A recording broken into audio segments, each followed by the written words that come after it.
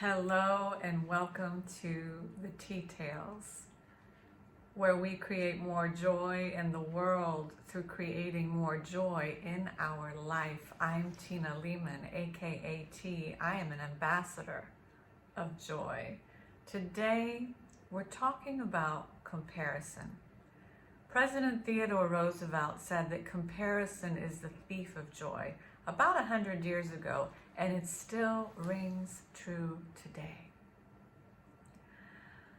Are we going to, if we know that joy is our birthright, which we do, are we going to allow comparison to steal our joy like a thief in the night? Beautiful people, nope, we're not going to do it.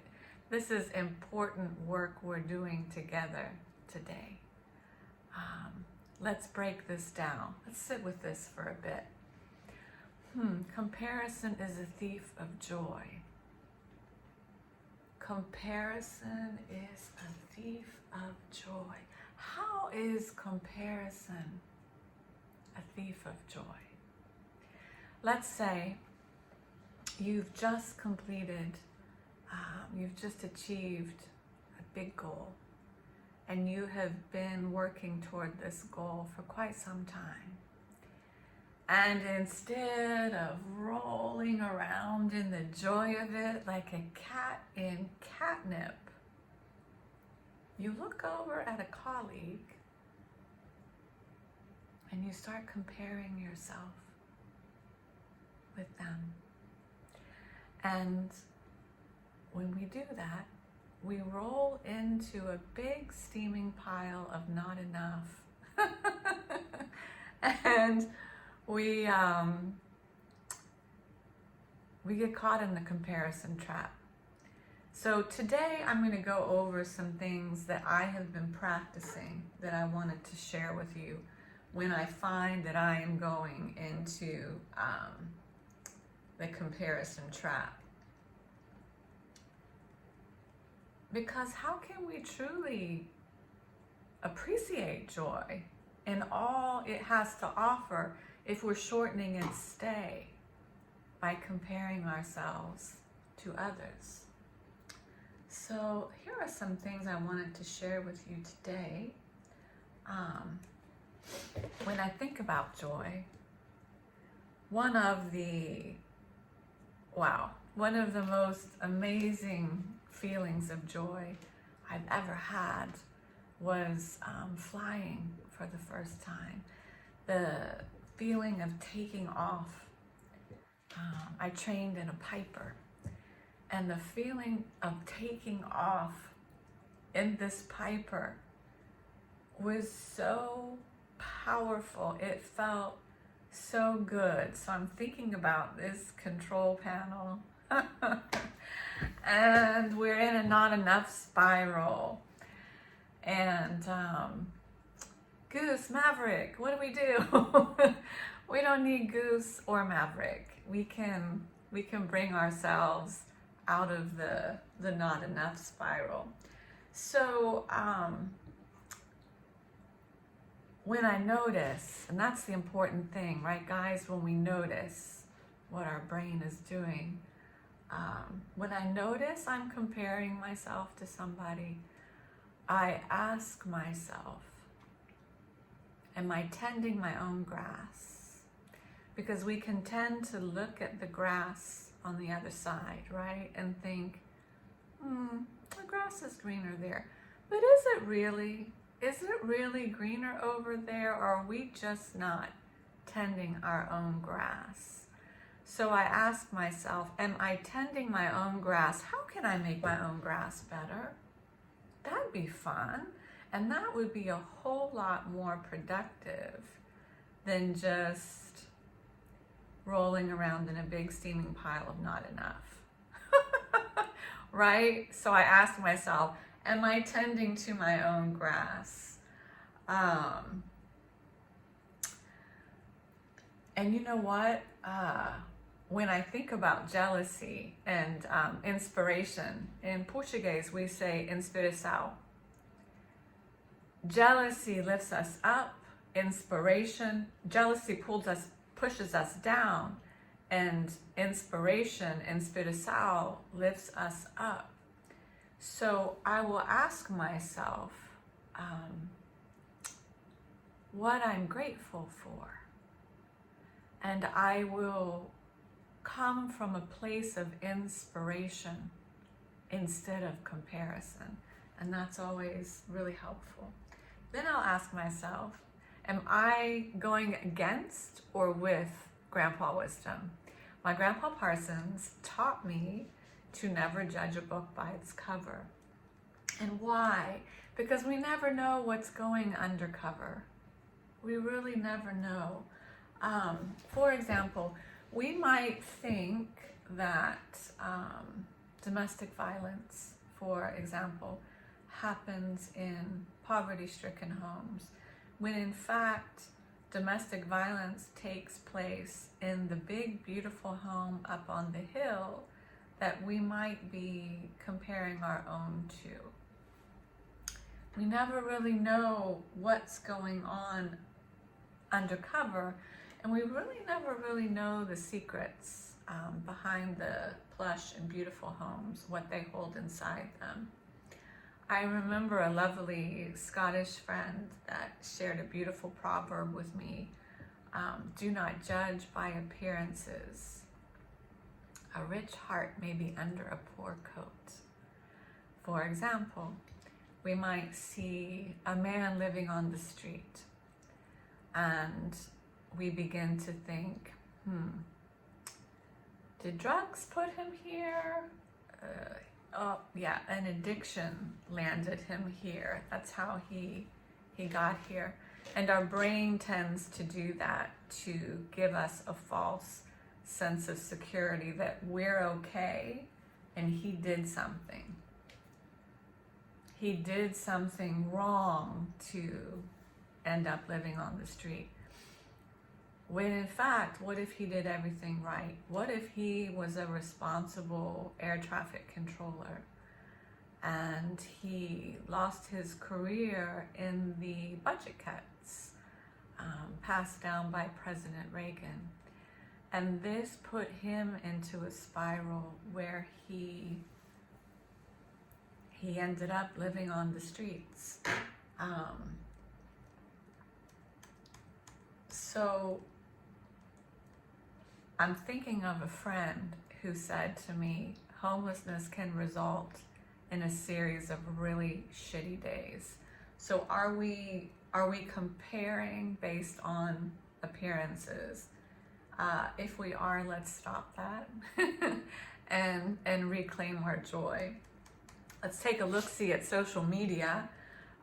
Social media is a turbocharged precision instrument for social comparison, unlike anything in our history.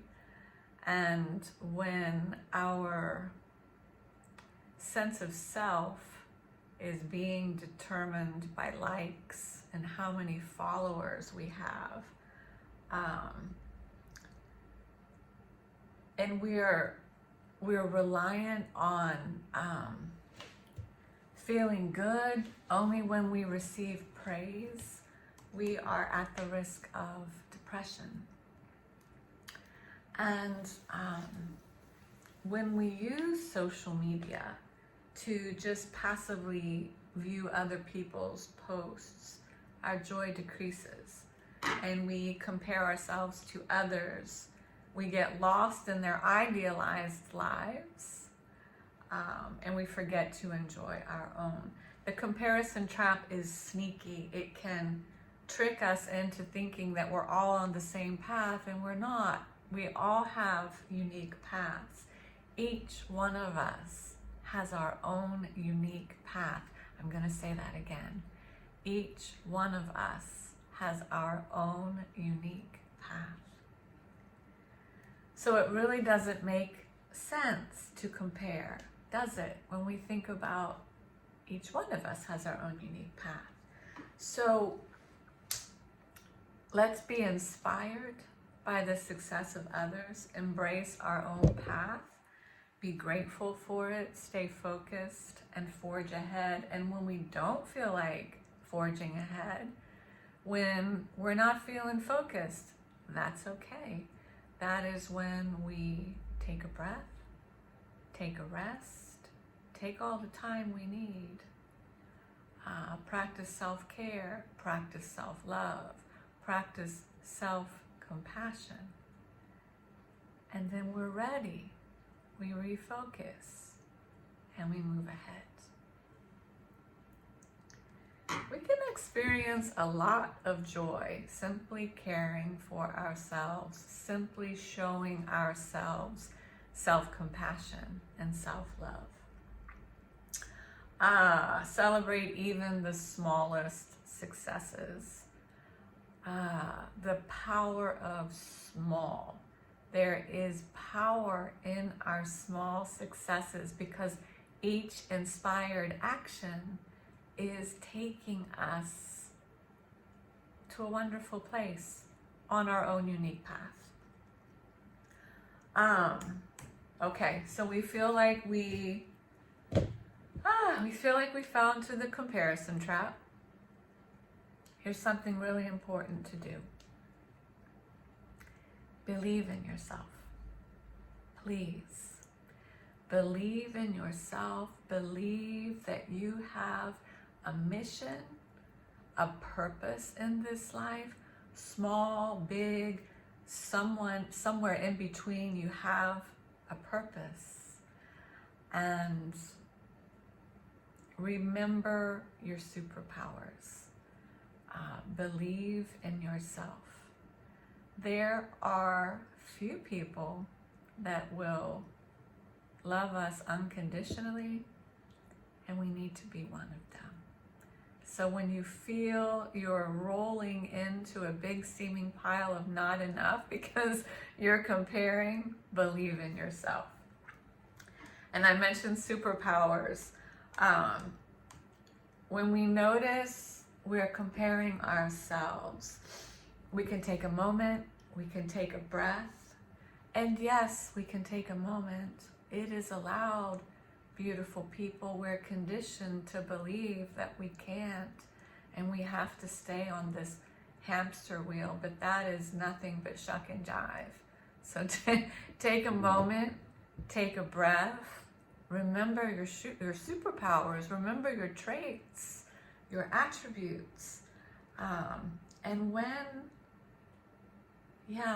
we're in tune with our superpowers, we don't have time to compare. We're in a state of joy when we're in tune with our superpowers, and sometimes we just need to make a cup of tea, have a nice cool lemonade, and write them down. Why not? Why not remind ourselves of our superpowers, especially today? Comparing, I will say, whoa, okay, why? Why am I comparing? I'm not dwelling in wonder. And that's a place I love to be. The place of curiosity. Am I learning? Am I learning something new? Because if we're tending our grass and we're so interested and in love with our own lives, we don't really care what somebody else is doing, right? I love this part. I love this part. Okay. When I'm thinking, oh, she's doing that and la la la, and I'm going into the comparison trap, I will ask, am I in alignment? Am I in alignment? And what do I mean by that? What do I mean by, am I in alignment? Am I living from that magical place in my heart? Am I living from that magical place in my heart, or am I allowing something somebody said on social media or somebody in our family? Are they dictating what we should be doing? Or are we living from that magical place in our hearts? That is my favorite question. When I feel myself comparing, am I living from that magical place in my heart? And then I have a little conversation with my heart and I start writing, because there is so much around us today, beautiful people, that tries to tell us what we should be thinking and feeling, and only our heart knows. And there is a lot happening today that is pulling us away from our heart, and our heart holds the greatest wisdom. So ask, am I in alignment? Am I living from that magical place in my heart? And finally, define what success means. Sometimes I will be on autopilot and I have forgotten my map. Life is happening, the world is happening. I've forgotten my map, and I'm not tuned in with my heart, and I've forgotten the magical place within my heart. And I've defined success for myself, but I may have forgotten. Or maybe I haven't. Maybe I've allowed someone else to define that for me. We all do that at times. And there's no point in blaming or shaming, because that takes our joy away, and that is not cool. So define what success looks like for us.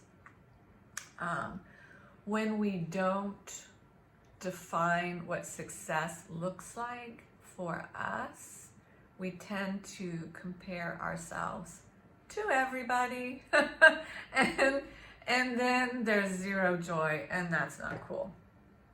When we are true to ourselves, we have something far more satisfying than the approval of others and the illusion of success.